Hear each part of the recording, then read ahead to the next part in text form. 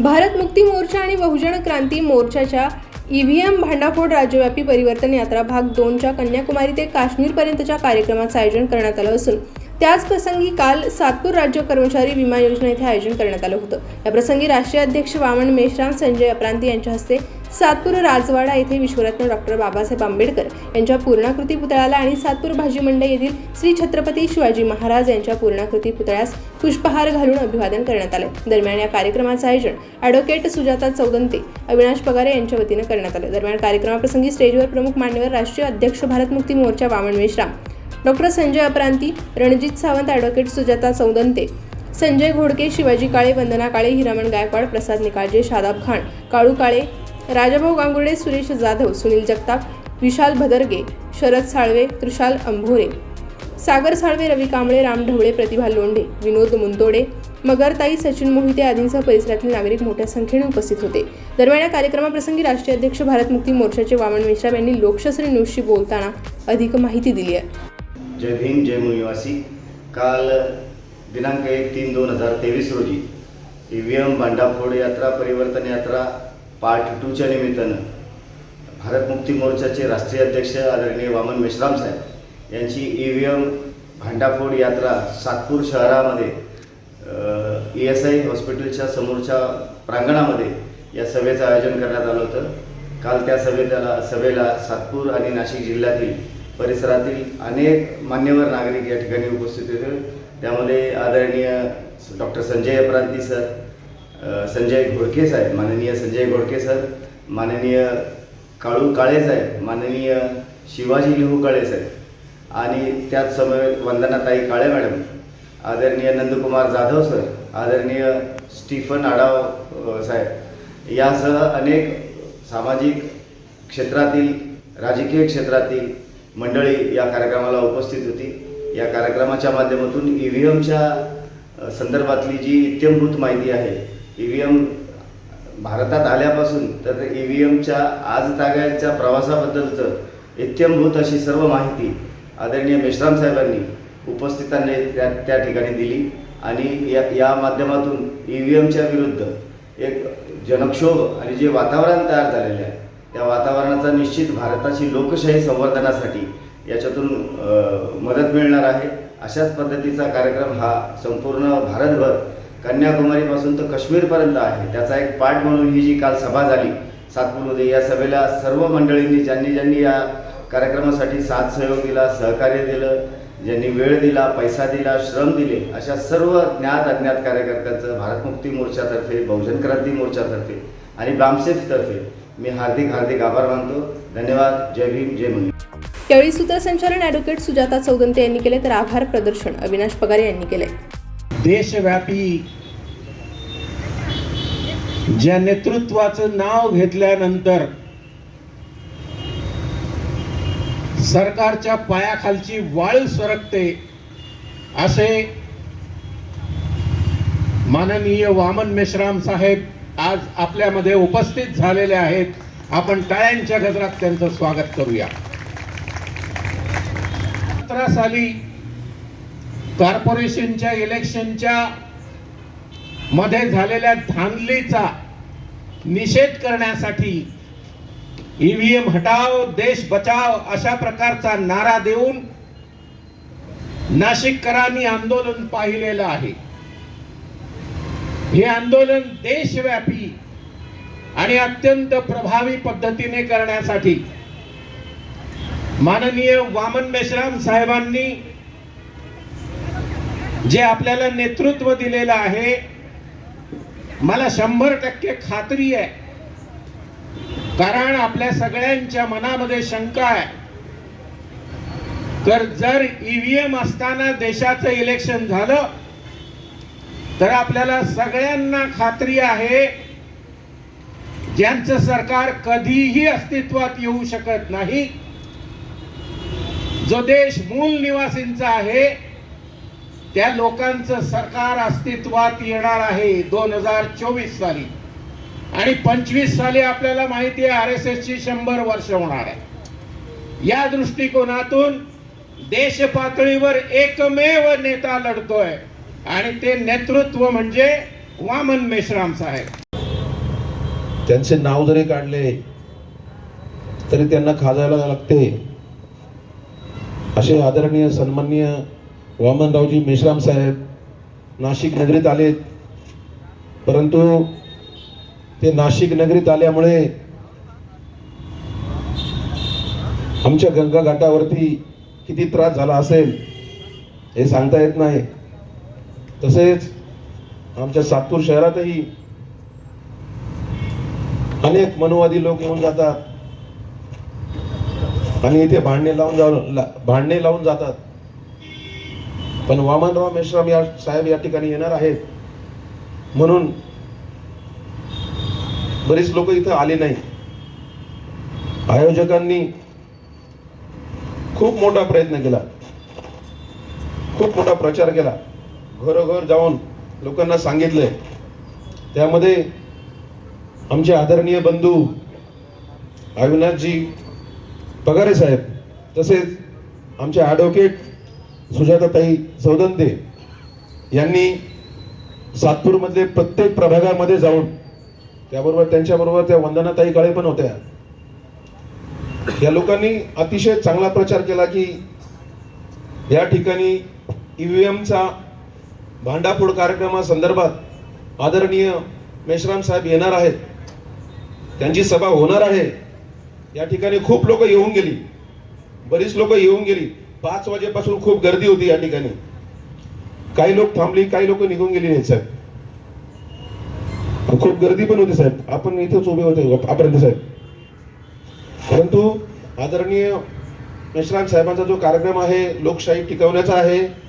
आपणाला सर्वांना विनंती आहे की मेश्राम साहेबांच्या ह्या कन्याकुमारी ते जम्मू काश्मीर पर्यंत चालणाऱ्या या यात्रेला सर्वांनी सहभागी झालं पाहिजे. कारण की वामनराव मेश्राम साहेब एकटे हिमालय पर्वत तोडण्यासाठी निघाले आहेत, ते लक्षात घ्या. वो यात्रा कन्याकुमारी तक नहीं पहुंच पाई थी. इस बात को ध्यान में रखते हुए हमने इस समय कन्याकुमारी से कश्मीर तक निकलने वाली परिवर्तन यात्रा निकाली. उस समय ईवीएम के बारे में जो जानकारी, जो ईवीएम के माध्यम से जो घोटाला होता है उसके बारे में जो जानकारी कोविड की पाबंदी लगाने के पहले जो प्रथम परिवर्तन यात्रा निकाली गई थी, ईवीएम भंडाफोड़ परिवर्तन यात्रा निकाली गई थी, उस समय ईवीएम में किस तरह से गड़बड़ी और घोटाला होता है उसकी जानकारी दी गई थी.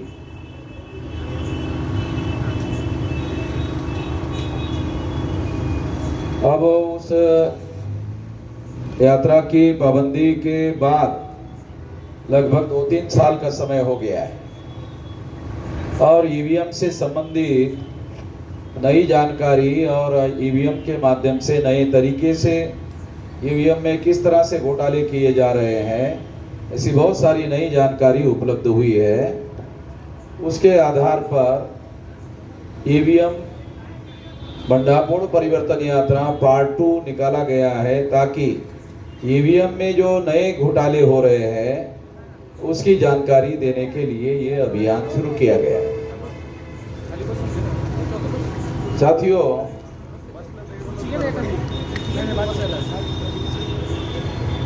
हमारे द्वारा जो ईवीएम भंडाफोड़ परिवर्तन यात्रा प्रथम परिवर्तन यात्रा निकाली गई थी, उस दौरान आप लोगों को ये जानकारी दी गई थी कि 8 अक्टूबर 2013 को सुप्रीम कोर्ट के द्वारा ये निर्णय दिया गया था कि ईवीएम के माध्यम से फ्री, फेयर एंड ट्रांसपेरेंट चुनाव नहीं हो सकता. यह निर्णय सुप्रीम कोर्ट ने 8 अक्टूबर 2000, ये सुप्रीम कोर्ट के जजमेंट की कॉपी है जिसमें पैरा नंबर 29 में ये पैरा नंबर 29 में सुप्रीम कोर्ट ने ये निर्णय दिया है तो ये कोई काल्पनिक बात मैं आप लोगों को नहीं बता रहा हूं। सुप्रीम कोर्ट 8 अक्टूबर 2013 को उन्होंने अपने जजमेंट में पैरा नंबर 29 में ये लिखा कि केवल ईवीएम मशीन के द्वारा फ्री, फेयर एंड ट्रांसपेरेंट चुनाव नहीं हो सकता। फ्री का मतलब है मुक्त चुनाव नहीं हो सकता, यानी हम ऐसा कह सकते हैं घोटाला मुक्त चुनाव नहीं हो सकता। दूसरा शब्द है अंग्रेजी का फेयर, यानी निष्पक्ष चुनाव नहीं हो सकता। इसका मतलब यह है कि ईवीएम के द्वारा जब घोटाला होगा तो निष्पक्ष चुनाव कैसे होगा, वो नहीं हो सकता। तीसरी बात सुप्रीम कोर्ट ने कही कि ईवीएम मशीन ट्रांसपेरेंट नहीं है, यानी पारदर्शी नहीं है।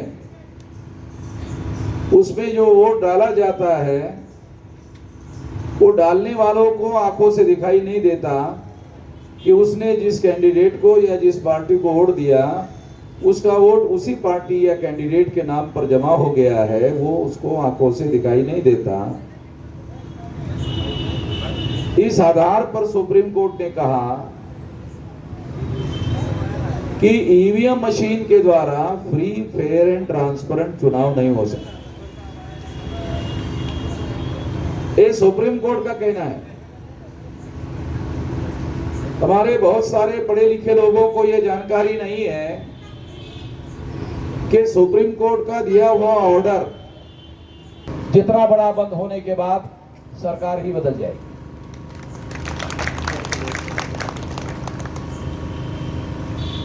इस दिशा में हम लोग काम कर रहे हैं। 47 साल हो गए मैं ये काम कर रहा हूं, 2-4 दिन के नहीं। 18 साल 3 महीने का था, अभी मेरी 66 रनिंग चल रही है। 47 साल हो गए, इतना विशाल संगठन बनाया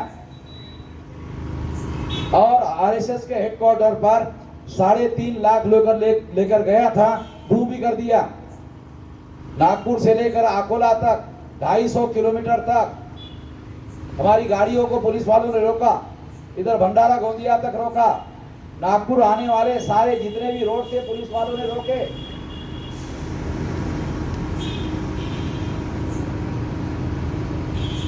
पुलिस वालों को या सरकार को मालूम है हमारी ताकत, इसीलिए फडणवीस ने कमिश्नर को मेरे पास मिलने के लिए भेजा। नहीं तो कमिश्नर इंस्पेक्टर को टेलीफोन करके बोल सकता था कि वामन मेश्राम को गाड़ी में बिठाओ, कमिश्नर ऑफिस में ले आओ। कमिश्नर ने ऐसा नहीं कहा, कमिश्नर ही मेरे को मिलने गया। क्यों? मैदान में 3.5 लाख लोग थे, उसको गोली नहीं मार सकते। पुलिस की बात हमारे लोग मानते नहीं थे, पुलिस की बात हमारे लोग मानते नहीं थे। उनको मालूम हो गया ये लोग केवल वामन मेश्राम की मानते हैं। तो कमिश्नर मेरे पास आया, मेरे को नहीं बुलाया अपने पास, मेरे पास ही आया और कहा अब आगे आपका क्या करने का इरादा है। अरे मैंने कहा कमिश्नर साहब, आपने इधर मुझे डिटेन करके रखा और बोल रहे हो आपका आगे क्या इरादा है। अजी तो आपके कंट्रोल में तो लोग है नहीं, इसलिए आप उधर मिलने के लिए आए हो। फडणवीस ने आपको मेरे पास भेजा क्योंकि फडणवीस को मालूम हो गया कि ये लाखों लोग नियंत्रण के बाहर है, आरएसएस के हेडक्वार्टर पर जा सकते हैं। फडणवीस ने आरएसएस के हेडक्वार्टर पर मैसेज दिया कि ये पागल लोग हैं, ये वामन मेश्राम की ही मानते हैं, किसी की भी मानते नहीं है। ये लाखों की संख्या में आरएसएस के हेडक्वार्टर पर आ जाएंगे, इसलिए आरएसएस के हेडक्वार्टर के दरवाजों को आप लॉक लगाओ, भाग जाओ, भाग जाओ। हेडक्वार्टर वाले बोल रहा हूं, वहां गेट के पास जो इंस्पेक्टर था उसने बाद में मुझे बोला, उसका नाम नहीं बताने क्या शर्त पर, कि वो लॉक लगाकर भागे। अभी सुना है कि आरएसएस का हेडक्वार्टर नागपुर से बदलकर अयोध्या लेके जा रहे हैं। तो समझ आ रहा? अयोध्या भारत में ही है, ध्यान रखो। अयोध्या भारत के बाहर नहीं है। और आप लोगों को मालूम नहीं अयोध्या में मेरी ताकत कितनी है। 5 लाख लोग अयोध्या में घेर लेंगे। यहाँ तो 3.5 लाख लोग आए थे। अयोध्या फैजाबाद में है और फैजाबाद में हमारा संगठन बहुत विशाल है। तो इसलिए मैं कानून और संविधान के दायरे में रहकर कार्य करने वाला आदमी हूं और यही अपेक्षा चुनाव आयोग से करता हूं कि वो कानून और संविधान के दायरे में रहकर काम करे और फ्री फेयर एंड ट्रांसपेरेंट चुनाव करवाने का काम करे, इसकी व्यवस्था करे। यदि चुनाव आयोग ऐसा नहीं करता है तो मुझे मजबूर होना पड़ेगा। हजारों संगठन मुझे मेरे ऊपर प्रेशर डाल रहे हैं कि आप ईवीएम फोड़ने के लिए राजी हो जाओ, राजी हो जाओ। मैं अभी तक राजी नहीं हुआ हूं। दिसंबर तक अभी भी मैं वेट कर रहा हूं कि चुनाव कमिश्नर का दिमाग ठीक हो जाए। अगर वो ठीक नहीं होता है, समझाने से ठीक नहीं होता है, तो फिर लोगों का मानना पड़ेगा। धन्यवाद। लोकशास्त्र न्यूजसाठी बंटी आढाव, सातपूर।